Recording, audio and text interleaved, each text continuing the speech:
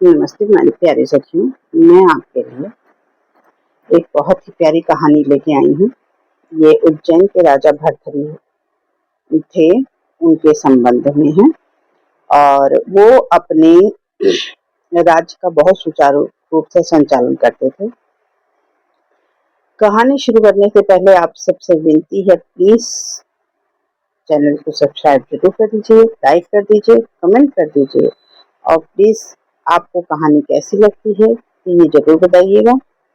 तो कहानी शुरू करते हैं और आप कहाँ से कहानी देख रहे हैं ये कमेंट के माध्यम से हमको जरूर बताइएगा। तो धन्यवाद, आप सब सुनिए। तो उज्जैन में एक राजा थे, उनका नाम था भर्तृहरि। वो अपनी प्रजा का बहुत ही अच्छे से पालन करते थे और बहुत ही अच्छे थे।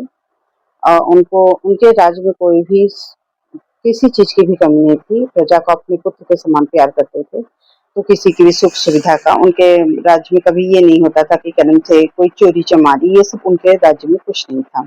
सब लोग अपना धर्म धर्म पूर्वक रहते थे। तो एक दिन उनके राज्य में एक क्या से ऋषि आए, संत संत आए। तो वो संत जो थे उन्होंने भगवान की आराधना करके, शंकर भगवान की आराधना करके बहुत तपस्या की थी। तो उन्होंने कैसे तो शंकर भगवान उनसे प्रसन्न हुए और कहे एक दिव्य फल उनको दिया। कहा कि इसको उसको देना कि जो इस दुनिया में सबसे अच्छा व्यक्ति हो, धर्मात्मा हो, तो उसको दीजिएगा। तो उन्होंने कहा ठीक है। अब ये तो जो भर्तृहरि थी बहुत ही धर्मात्मा राजा थे। इनका अपना से इनकी अपनी प्रसिद्धि थी, हर राज्य का धर्म पूर्वक पालन कर रहे थे। तो इनकी कोई अपनी कम से कम नहीं थी, पर इनके अंदर एक आस थी कि ये अपनी छोटी पत्नी को बहुत ज्यादा आसक्ति से प्यार करते थे।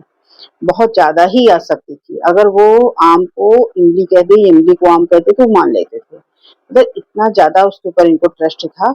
और तो उन्होंने कहा ठीक है। तो वो राजा, वो संत जी सोचे कि अगर इनको दे देंगे तो राज्य का भला ही होगा। अगर ये राजा इतने साल तक जीवित रहेंगे तो जितने दिन रहेंगे तीन फल को अगर ये खा लिए तो इनको मतलब प्रजा का भला होगा। बहुत अच्छे राजा हैं। तो और उनकी जो छोटी रानी थी बहुत ही सुंदर थी। तो संत जी ने वो मतलब फल लाके उनको दे दिया। राजा ने ले लिया। अब राजा वो फल ले लिए। तो से संत जी उनको देके चले गए। अब राजा उस फल को लेके बैठे हैं, सोच रहे हैं कि मैं खाऊंगा, मैं तो वृद्ध हो जाऊंगा। मेरी रानी इतनी सुंदर है, ऐसी है, बहुत प्यारी है, हमको बहुत प्यार करती है, जान से ज्यादा मानती है। तो इसको फल को हम न खा के हम अपनी रानी को खिला दें। तो वो फल लेके वो अपनी छोटी रानी के पास कहते हैं, ऐसा है वृद्धावस्था तो सबको आती है, पर तुम इतनी अच्छी हो इसलिए मैं ये फल तुमको देता हूँ। तुम खा लोगी तो इसका कैसे दिव्य सदा कैंसर नवयुवती बनी रहोगी और तुम्हारी कभी मृत्यु नहीं होगी। मृत्यु होगी भी तो आप शिवलोक जाएंगे। तो उनकी रानी बहुत प्रसन्न हुई। अरे वाह, राजा तो हमको इतना ज्यादा मानते हैं, इतना ज्यादा प्यार करते हैं, इसलिए हमको ये फल ला के दिए। अब उन्होंने फल ले जाके दे दिया। और वो जो रानी थी वो चरित्रहीन थी, राजा को इसकी जानकारी थी नहीं। तो उन्होंने कहा कि तब रानी, जब राजा अपने कार्यों में व्यस्त हो जाते थे तो वो रात में सेनापति को अपने पास बुलाती थी। तो टाइम से तो वो जो फल था वो उन्होंने उस सेनापति को रात में, जब सेनापति को वो बुलवाई तो अपने महल में बुलाई और उनसे कहा कि क्या नाम से ये दिव्य फल है, हम आपसे प्रेम करते हैं, आप इस फल को खा लीजिए। तो सेनापति ने कहा ठीक है, उसने ले लिया। और वो फल मतलब कि उन्होंने ये सोचा कि राजा ने हमको दिया, हम अपने प्रेमी को देंगे, अपने सेनापति को, मतलब कि जो हमारे प्रेमी सेनापति उनको दे देंगे। और वो फल उन्होंने उस सेनापति को दे दिया। अब सेना अपना उनसे हास विलास किया, सब कुछ किया। अब सेनापति वो फल लेके तो चले गए। और चले गए तो सेनापति जो थे वो एक नर्तकी पे आसक्त थे। बहुत ही सुंदर, पहले जमाने में नर्तकियां होती थी तो नर्तकी पे आसक्त थे। तो जो राजमहलों में नृत्य करती थी उनके। तो उन्होंने सोचा कि मैं इससे प्यार करता हूँ, ये इतनी अच्छी है, तो लाओ इसको ही ये फल दे दें। अब उन्होंने जब रात में रानी के पास से वो गए, दूसरे दिन वो फल रखे रहे। वो जब नर्तकी के पास गए तो उन्होंने कहा ऐसा है कि ये फल मैं आपको देता हूँ। तो उन्होंने कहा ठीक ठीक है कि आप हमको फल दे दीजिए। तो वो रखी रही, मतलब फल ले ली वो नर्तकी। उन्होंने कहा कि ऐसा है कि कैम से अब नर्तकी फल लेके बैठी रही, बहुत सोच विचार की, सोची खा लें ना खाएं, क्या करें क्या न करें। तो सोची कि मैं तो एक नर्तकी हूँ, पर हमारे राज्य का राजा जो है बहुत धर्मात्मा है, ये फल हम अपने राजा को दे दें, ये फल हम अपने राजा को दे दें तो वो ज्यादा सही रहेगा। तो क्योंकि वो धर्मात्मा राजा है, सबका भला चाहते हैं, सब कुछ करते हैं, बहुत अच्छी हैं। तो दूसरे दिन जब दरबार लगा तो वो नर्तकी जो थी वो हमसे नृत्य होने से पहले हमसे नृत्य आई, अपना सब कुछ हुआ तो उन्होंने राजा के सामने नृत्य पेश किया। तो नृत्य पेश किया तो राजा जब उनको इनाम देने लगे तो कहे महाराज, कहें क्या, कहें हम इनाम नहीं चाहिए। कहें क्या चाहिए, फिर इनाम नहीं चाहिए, अरे सोना ले लो, चांदी ले लो, जमीन जायदाद ले लो, क्या चाहिए, इतना अच्छा नृत्य तुमने दिखाया, बहुत अच्छा सुंदर नृत्य था तुम्हारा। तो उन्होंने कहा नहीं महाराज, हमको तुमसे इनाम नहीं चाहिए, हम आपको कुछ देना चाहते हैं। तो कहीं क्या देना चाहती हो, राजा भी बहुत उत्सुक हो गए कि ये हमको क्या देंगी। तो उन्होंने कहा कि ये फल है, एक दिव्य फल हमको किसी ने दिया है। अब उसने ये बताया कि सेनापति ने दिया।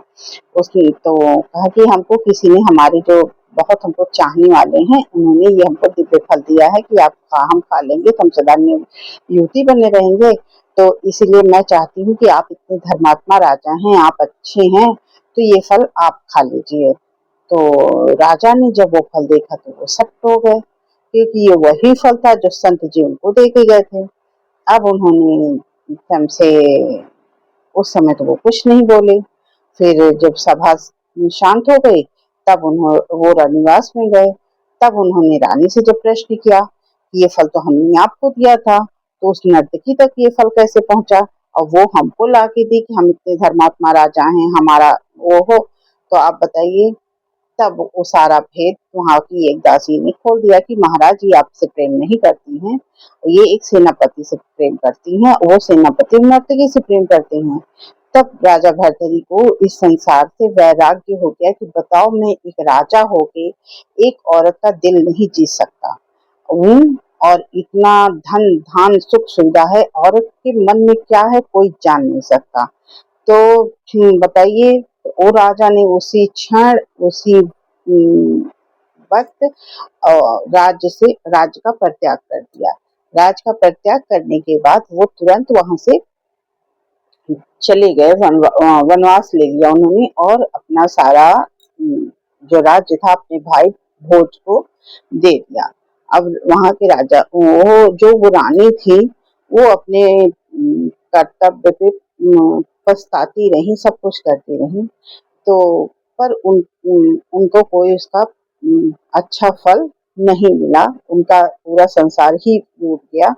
तो इसमें राजा उस संत के पास चले गए। तो उन्होंने उनसे पूछा कि इतना धन धान्य संपत्ति होते हुए भी स्त्री को कैसे आदमी प्रसन्न कर सकता है। तो उस संत ने कहा, स्त्री का मन चंचल होता है, हर स्त्री एक तरह नहीं होती है, और किसका कब मन बदल जाए, क्या हो जाए, कोई नहीं जान सकता है। तो कहें कि बताओ, मैं एक राजा था और राजा होने के बावजूद मैं इसको सारी सुख सुविधा दिया कि मेरी बहुत प्रिय रानी है।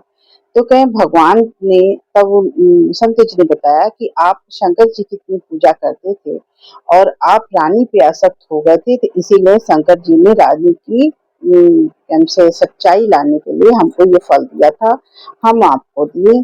तब ता उम्र राजा भर्तरी शंकर जी की पूजा करे रहे। आज भी आप उज्जैन जाएंगे तो वहां पे राजा भर्तरी की गुफा है, वो एक हाथ ऊपर करके पूरी जीवन जब तक उनका शरीर शांत ना हुआ पूजा करते रहे। तो धन्यवाद सखियों। इससे हम लोगों को शिक्षा मिलती है कि चाहे व्यक्ति कैसा हो, अगर मन के अनुसार व्यक्ति नहीं हो तो चाहे राजा हो चाहे वो जो हो, औरत जिसको दिल से मानती है, नहीं तो उसको कोई पसंद नहीं कर सकता है। तो धन्यवाद सखियों। ये बहुत ही एक वैराग्य की कहानी है, धर्म और वैराग्य की कहानी है कि कैसे एक छली स्त्री के साथ रह के राजा को वैराग हुआ और वो धर्म के कार्य पे लगे। तो आगे के आपसे फिर मिलेंगे किसी और उसमें नई कहानी के साथ, नए विचारों के साथ। धन्यवाद आपको। चैनल को सब्सक्राइब जरूर करिएगा। बोलो जय माता दी, बोलो माँ दुर्गा की जय।